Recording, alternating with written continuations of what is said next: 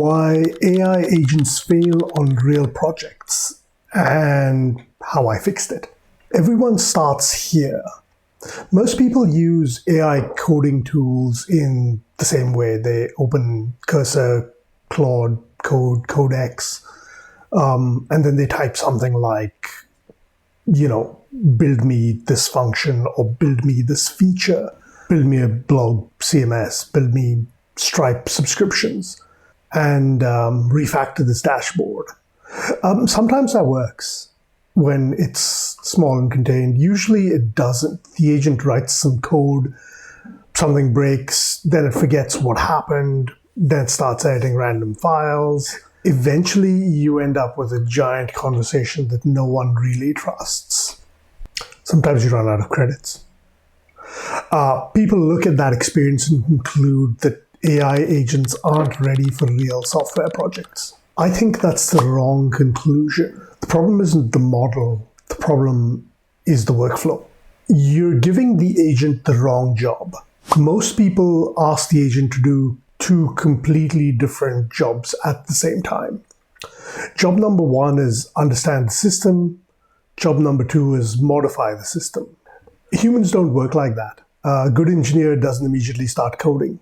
They investigate, they figure things out, where the code lives, which routes are involved, which APIs are involved, what data is affected, what's the Prisma table look like, or whatever ORM you use.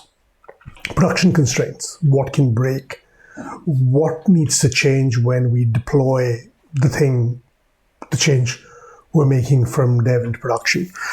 Only then do you start designing a solution. The key is to make the agent do exactly the same thing. No implementation, just investigation. So, for instance, I was building the Jobs Lobster blog CMS recently, and the investigation itself ended up being thousands of words long. It mapped routes, it mapped the media systems, SEO handling, CMS architecture, release workflows, deployment considerations before a single line of implementation happened. The investigation became part of the agent's understanding of reality. In my case, what I was trying to do is every single time I add a feature to Jobs Lobster, I want it documented nicely and turned into a blog post. So I was trying to create that loop, but that was the starting point, was the investigation. The secret is the plan. Once the investigation is complete, I don't ask the agent to start coding, right? So now it knows what I'm trying to do and the before and after states, because that's basically what the investigation is. So then I ask it to write an implementation plan. This is where things get interesting. The plan isn't build feature, test feature, deploy feature, right? That's not what's happening here. The plan is all phases. Each phase has a goal, implementation steps, validation, acceptance checks, product impact notes, commit points. The runbook I use literally forces the work into individual reviewable phases. Agents are surprisingly good at finishing small pieces of work, and they're surprisingly bad at keeping 50-step project in their head. So I don't ask them to. In my case, what I'm doing is phase 0 is go into all the things we're going to change, take a bunch of screenshots, and make notes about that and save that, because I want that in the blog later. So if you go look at the Jobs Lobster blog, you'll find before and after pictures. Sometimes they're not great, sometimes it gets the wrong thing, but that's generally your phase 0. Your final phase, which might be phase 7, phase 8, or whatever, is the deploy into production.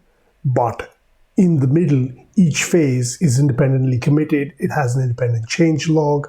It tracks whether I've made changes to either, the OpenClaw or the DB or the env file or whatever, right? Does the database need to be backed up? Changes in prod DB? All that stuff. Phase 0 is the part everyone skips. This might be the most important piece. Before implementation starts, there's a dedicated phase called release notes and before evidence. Before changing anything, the agent will list every screen that will change. It captures screenshots. It creates a release documentation. It records assumptions. It records production risks. Now, it sounds excessive, but if you think about it, If you don't know what before looked like, how can you know what after should be or should look like?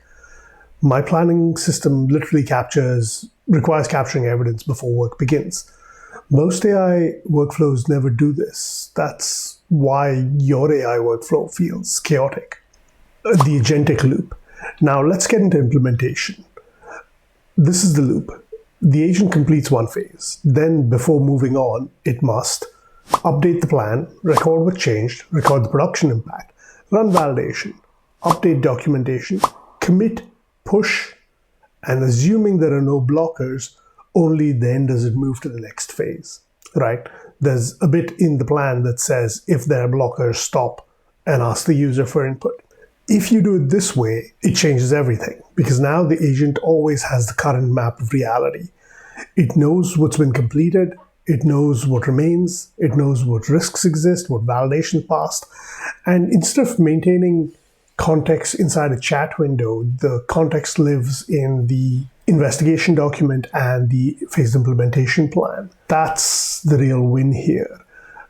You also get a couple of other side benefits. I've had issues where the internet dropped out or Wi-Fi for some reason, and then reconnects didn't work. That was fine because everything was committed up until the most recent phase it was working on, and that's context that can be recreated easily.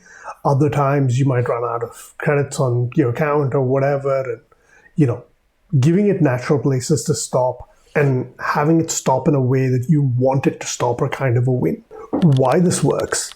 Most people think agent memory is the problem. I don't think it is. The problem is state management. When a human engineer joins the project, they don't rely on memory. They rely on tickets, plans, documentation, commit histories, release notes. The project itself stores the context. The agent should work the same way. The plan becomes externalized memory. The investigation becomes externalized understanding. The changelog becomes externalized history. The changelog becomes externalized history. This is actually really important. If you have these externalized sources of information, that's how you get the agent to do what you want. So the model doesn't need perfect memory.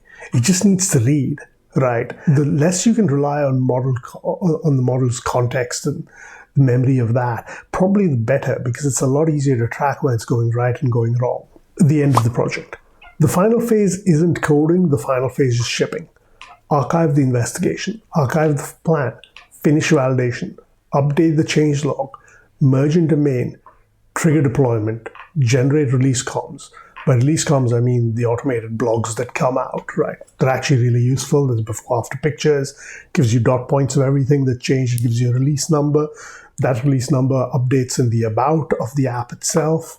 It just makes it so much easier. Review the production impact. In my own workflow, I even have agents generate draft blog posts from release notes to product communication. I've recently put in a thing where it actually auto-publishes those blog posts because it gets it right every time. I don't have to worry about it.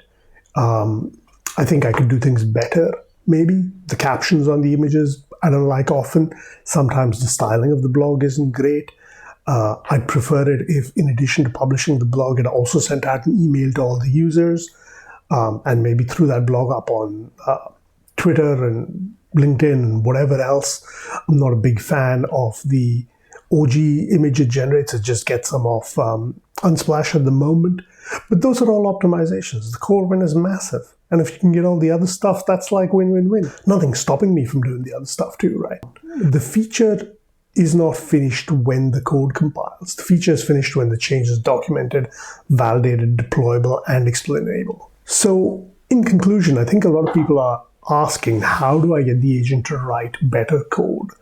The better question, maybe the real question, how do I build a system that helps the agent finish real projects, right? Like, that's what we care about. We don't care about code output. We care about features that have been shipped in a useful way and communicate to users, and a real project where an end user gets value out of what we've built. For me, the answer became surprisingly simple. It was investigation, planning, phased implementation, validation, documentation, deployment. Not so much because the model requires structure. I think the key thing to understand here is software projects require structure. And once you give the agent that structure, it starts behaving a lot less like autocomplete and a lot more like a junior engineer. Yeah, I hope that was useful. Thank you.